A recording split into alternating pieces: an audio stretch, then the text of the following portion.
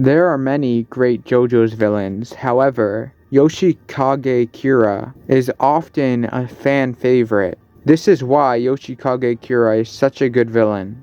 Now, many JoJo's villains are talked about, but Yoshikage Kira really stole the spotlight in his part. He's a very unique and odd villain, unlike most other JoJo's villains, especially what we've seen until this point with Dio Brando and the Pillarmen. They had more similar personalities and ways of doing things compared to Yoshikage Kira. So he felt brand new and like a villain full of surprises. He was a killer, just a normal guy living a regular life, which made him relatable. He would cut his nails and keep them in jars, labeling them by the year, and he tracked his power by how long his nails were. I think his character design was pretty good. Well, he technically has multiple, since a lot of the time he looks different. In the beginning, he looks like himself, how he was originally. He had blonde hair, he wore a light purple jacket, and then after he switched bodies and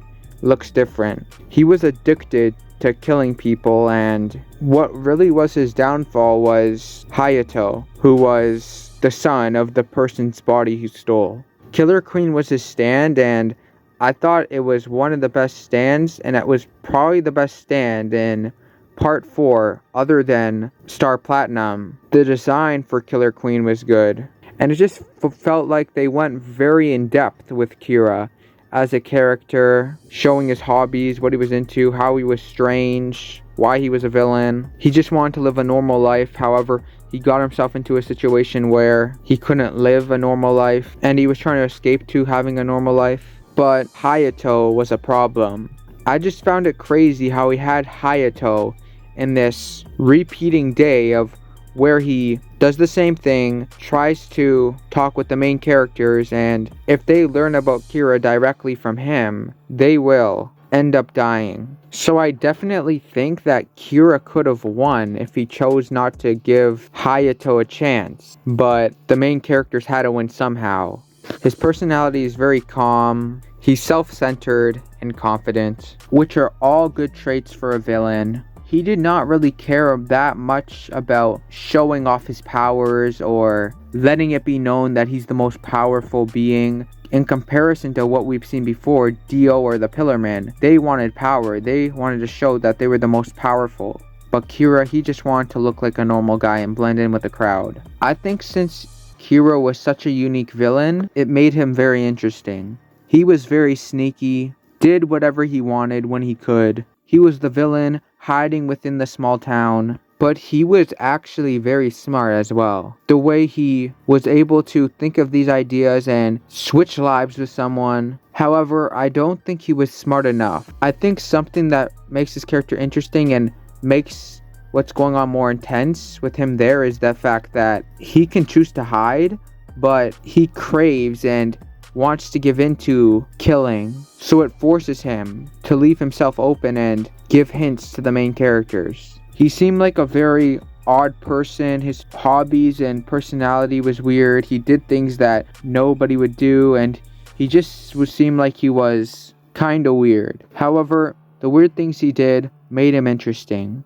I thought that at the end, his character kinda died off weird. I thought that maybe there would be a little bit more of a fight, a big fight where they're having like a brawl. But yeah, he ended up getting ran over by an ambulance. Something likable about Kira was he was satisfied with very little. He wanted to live a normal life. He just wanted to be free and wanted to do what he wanted to do and do what he liked. He didn't have some big crazy goal like all the other villains.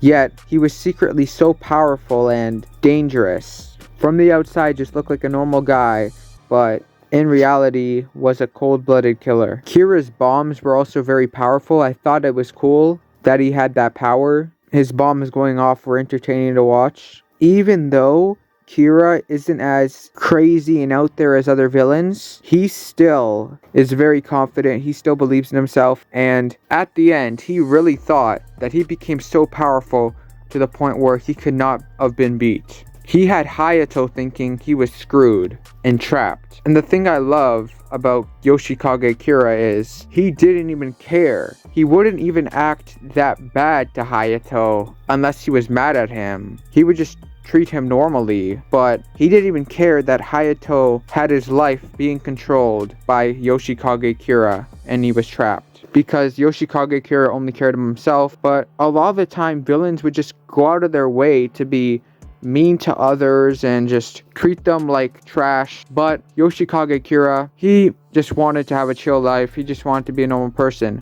So I think that because of the way his character is, it makes him more relatable, but it also brings something new that we don't really get to see with villains. So it just makes him very interesting, and it makes you want to look at in depth why he does what he does and how he thinks. I've always thought that the most similar villain to him was Diavolo, because they both have weird things that they do and seem like mentally ill and disconnected from society.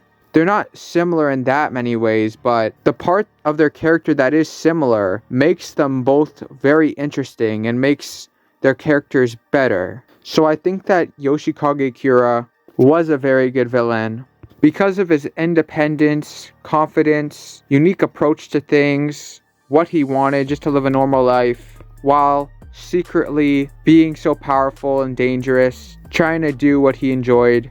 It just all made him likable for people and made him one of the most loved JoJo's villains. I would say he just fit the part very well. Part 4 was in a small town. It was very colorful. It wasn't as serious. I would say it was serious at times, but a lot of the time it was more goofy, silly, and bright, more cartoonish. And it felt like Kira kind of balanced that out more with his more dark and mysterious ways and personality. I think Kira is a very rewatchable villain because of how unique he is and because of how well-rounded he is. He's great in all ways as a character. And then on top of that, the unique goal he has and the unique way he does things, and he's so sneaky and mysterious. He just makes for a great main villain. He wouldn't give up. He wanted to just live a normal life while being able to kill and do what he wanted. I think it was one of the most shocking moments in all of JoJo's when he switched bodies and then killed the person that did it for him. The fact that he was now hiding, he was now gone, they didn't know where he was and who he was. He could be anywhere in the town. And Kira's desperation to live a normal and peaceful life is just so odd, because most people often think they want to live the opposite of a normal life, where they want to have a crazy and spectacular life where they have a lot of money, they have a huge house. But Kira, he was fine just living the normal life and enjoying what he had. Compared to most of the villains, this is different because he was satisfied with what he had, while the other villains always wanted more. This also giving his character more personality and making him even more interesting. Guys, I hope you enjoyed the video. Let me know what you think in the comments. Is Yoshikage Kira the best villain? Do you think he's a good villain? Is there any other reasons you like him? And I'll see you in the next video.